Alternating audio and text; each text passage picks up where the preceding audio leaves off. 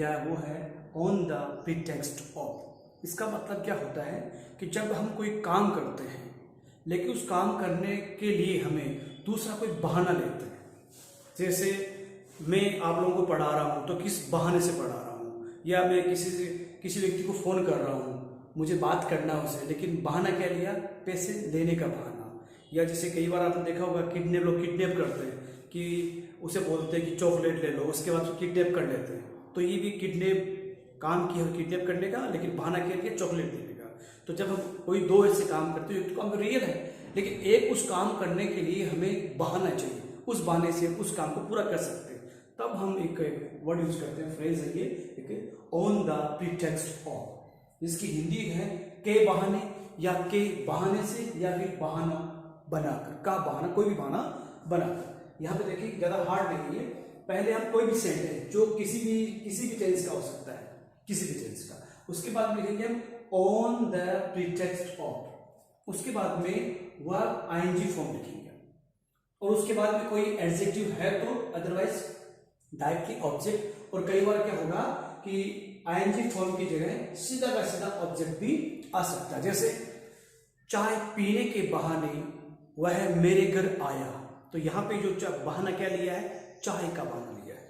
तो चाय के बहाने अगर बोलूंगा मैं तो डायरेक्टली जगह on the pretext of T, और चाय पीने के बहाने तो फिर जगह टेकिंग टी, ये डिफरेंस होता है। ओके, तो कुछ एग्जांपल्स जो मिले वो देखें कि यहाँ पे एक है कि पैसे देने के बहाने उसने मुझे फोन किया। तो सेंटेंस ये, पैसे देने के बहाने उसने मुझे फोन किया। तो पहले ये सेंटेंस जो लास्ट में लिखा है, उसने फोन किया, ये सेंटेंस पहले बनाया जाएगा।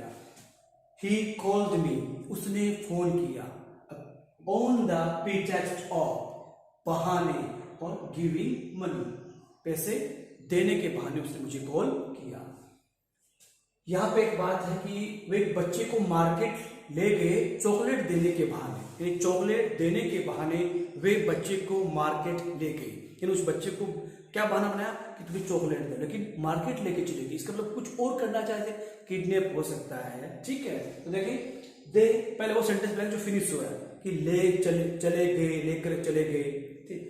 दे यानी वे, टुक ले गए, ही चाइल्ड यानी कोई व्यक्ति है उसके बच्चे को ले गए, इन द मार्केट, बाजार में ले गए, on the pretext of giving chocolate, ये चॉकलेट नहीं होता, चॉकलेट होता है।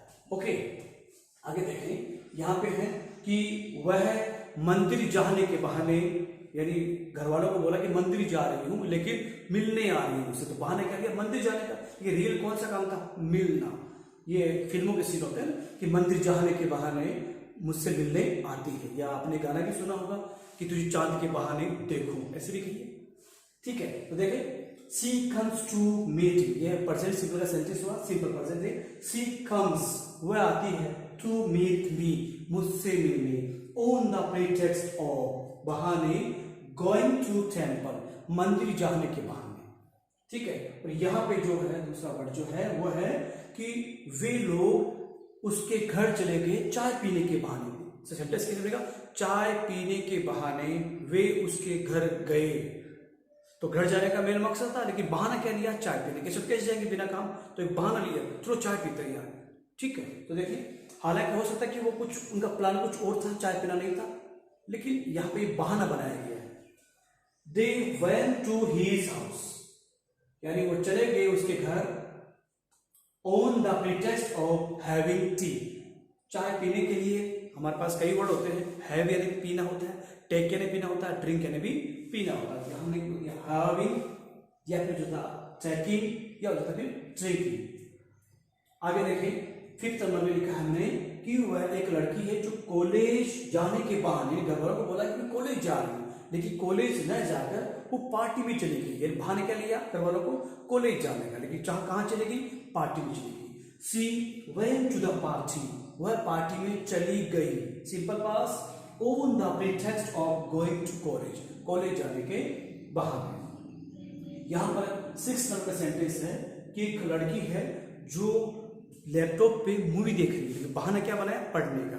तो क्या कि रानी वॉज वॉचिंग मूवी, यानी रानी जो है एक लड़की है जो मूवी देख रही थी, लेकिन घर वालों क्या बताया कि वह पढ़ाई कर रही है। तो पढ़ाई करने के बहाने रानी मूवी देख रही थी। तो Rani was watching movie on the laptop, laptop के ऊपर देख रही थी, on the pretext of study, यानी पढ़ाई करने के बहाने। तो कौन सा काम हो रहा था? वॉचिंग मूवी का, लेकिन बहाना क्या था? पढ़ने का बहाना। तो काम कौन सा हो रहा था यहाँ पे? मूवी देखने का, लेकिन स्टडिंग का बहाना लिया गया। ओके, देखिए 7 नंबर देखिए कि यहाँ पर भी एक लड़की है जो क्या कह रही है कि उसने कोई काम नहीं किया है, और बहाना क्या लिया आपने? हेडेक का, या अपनी पढ़ाई का। अगर पढ़ाई का बहाना लेगी तो वर्ब में आईएनजी लगाएंगे, और अगर बहाना लेगी वो ओनली हेडेक का तो डायरेक्ट क्या जाएगा? Headache. C didn't do any work, यानी उसने कोई काम नहीं किया on the pretext of headache, यानी सिर के बहाना से उसने कोई काम नहीं किया, या सिर का बहाना बनाकर उसने कोई काम नहीं किया। या देखिए हेडेक या डायरेक्टली अगर हम चाहे तो वर्ब से भी बना सकते हैं। लास्ट हमारा कि अगर हम चाहें तो ऑन द प्रीटेक्स्ट ऑफ को पहले भी लिख सकते हैं, ठीक है, लेकिन इसके बाद में शर्त क्या बन जाती है? आपको कॉमा लगाना होता है। ऊपर वाले में जब आप ऑन द प्रीटेक्स्ट ऑफ बाद में लिखते हैं तो कॉमा नहीं लगाते, लेकिन जब पहले लिखेंगे तो दोनों सेंटेंस में सिर्फ कॉमा आएगा, ये रूल है। On the pretext of checking ice cream, यानी आइसक्रीम के बहाने, आइसक्रीम खाने के बहाने I will go to market, यानी कोई व्यक्ति प्लान बना रहा है कि मैं आज मार्केट जाऊंगा, तो उसे उसके फ्रेंड पूछे कैसे जाएगा मार्केट, तो घरवाला क्या बोलेगा? तो बोल रहा है कि मैं घरवालों को बोलूंगा मैं आइसक्रीम खाने जा रहा हूँ। तो बहाना क्या बनाएगा? आइसक्रीम खाने का, लेकिन काम कुछ और है। ये था आपका छोटा सा एक phrase on the pretext of. Okay, अगर आप चाहें तो इसका स्क्रीनशॉट लें और प्रैक्टिस करते हैं। Thank you.